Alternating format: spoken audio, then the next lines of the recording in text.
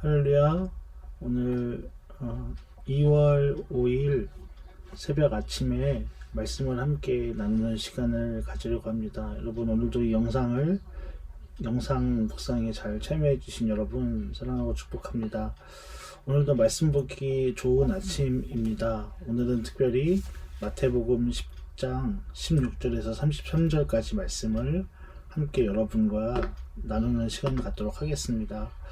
우리 함께 먼저 말씀을 나누기 전에 잠깐 말씀을 함께 봉독하도록 하겠습니다. 오늘 말씀은 10장 16절에서 33절까지 말씀인데 우리가 한번 읽어보도록 하겠습니다. 시작. 보라, 내가 너희를 보냄이 양을 이리 가운데로 보냄과 같도다. 그러므로 너희는 뱀같이 지혜롭고 비둘기같이 순결하라.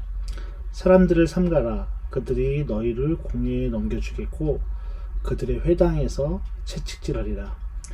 또 너희가 나로 말미암아 총독들과 임금들 앞에 끌려가리니 이는 그들과 이방인들에게 증거가 되게 하려 하심이라. 19절입니다. 너희를 넘겨줄 때에 어떻게 또는 무엇을 말할까 염려하지 말라. 그때에 너희에게 할 말을 주시리니 말하는 이는 너희가 아니라 너희 속에서 말씀하시는 이 곧 너희 아버지의 성령이시니라. 장차 형제가 형제를, 아버지가 자식을 죽는 데에 내주며 자식들이 부모를 대적하여 죽게 하리라. 또 너희가 내 이름으로 말미암아 모든 사람에게 미움을 받을 것이나 끝까지 견디는 자는 구원을 얻으리라. 이 동네에서 너희를 박해하거든 저 동네로 피하라. 내가 진실로 너희에게 이르노니 이스라엘의 모든 동네를 다 다니지 못하여서 인자가 오리라. 제자가 그 선생보다 또는 종이 그 상전보다 높지 못하나니 제자가 그 선생 같고 종이 그 상전 같으면 조카도다.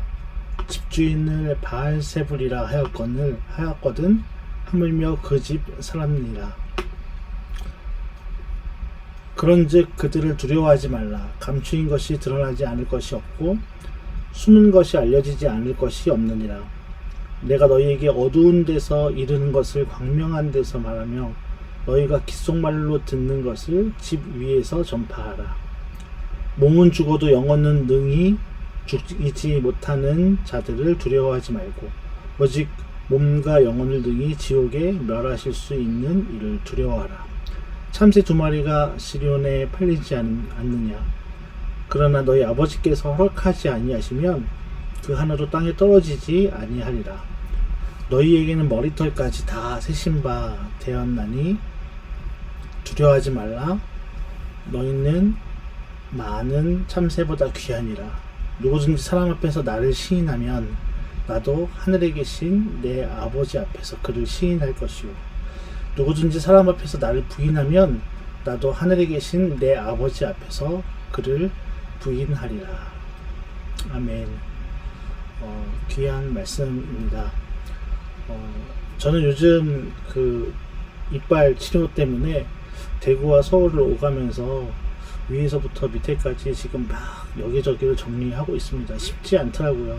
밥도 잘 못 먹고 하루 3끼를 지금 죽으로 먹고 있는 중에 있습니다. 살이 빠지는 소리가 들릴 정도인데 여러분은 어떻게 하루하루를 이 고난과 또 어려움을 내고 계십니까? 오늘 말씀도 우리 그리스도인이 특히 전도자의 사명을 가진 우리가 어떻게 살아내야 할지에 대해서 성경은 말씀하고 있습니다. 오늘도 말씀을 통해서 하루를 말씀으로 주님과 동행하는 하루하루를 사시는 여러분 되시기를 바랍니다. 오늘 묵상 말씀 본문에 보면 예수님은 제자의 길이 결코 안전하거나 편안하지 않음을 숨기지 않으십니다. 제자들은 양처럼 연약한 존재로 이리 가운데 보내진다고 했습니다. 그 앞에는 환대보다 미움이 있고 인정보다 핍박이 기다리고 있습니다. 때로는 가장 가까운 가족에게조차 배척당하는 자리로 부르십니다. 그러나 예수님은 이 길이 실패의 길이 아니라 하나님 나라로 이어지는 구원의 길이라고 말씀하십니다. 끝까지 견디는 자에게 구원이 있고 성령께서 말할 것을 가르치시고 하나님께서 생명 하나까지도 세밀하게 붙드신다고 말씀하고 있습니다. 제자의 삶이 뭘까요? 제자의 삶은 세상의 눈으로 보면 패배한 것처럼 보이지만 하나님의 관점에서는 승리의 길입니다. 여러분 믿으십니까? 왜냐하면 주님께서 우리의 손을 붙잡고 계신 심판자이시기 때문에 그렇습니다. 아무리 우리가 넘어지고 쓰러지고 카운트다운 당하여서 KO 당해도 주님께서 우리의 손을 붙들어 주시고 승리자라고 손을 번쩍 들어주시기 때문에 그렇습니다. 예수님은요, 제자들을 세상에 보내실 때 세상을 아름답고 긍정적으로만 미화하지 않으셨습니다. 제자들은 지혜롭지만 순결해야 하고 복음 때문에 채찍과 조롱과 오해를 겪어야 했습니다. 신앙은요, 개인만 아니라 다른 사람과의 관계와 삶의 중심을 흔듭니다. 가족 간의 갈등과 심하게는 단절마저 피할 수 없습니다. 그러나 이 모든 자리에서 제자들은 홀로 서 있지 않았습니다. 성령님께서 함께 하셨고 또 제자들의 말과 삶을 통해 하나님 나라를 전하게 하셨습니다. 그래서 그리스도인들에게 고난은 제자의 실패가 아니라 복음이 실제로 살아 역사하고 있다는 표지입니다.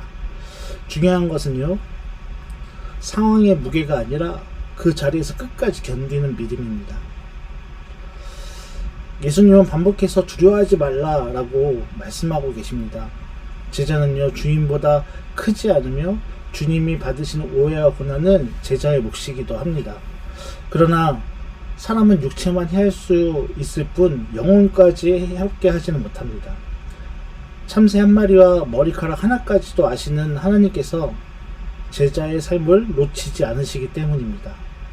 여러분, 이 돌보심을 믿는 자는 침묵에 머무르지 않고 복음을 드러낼 수 있습니다.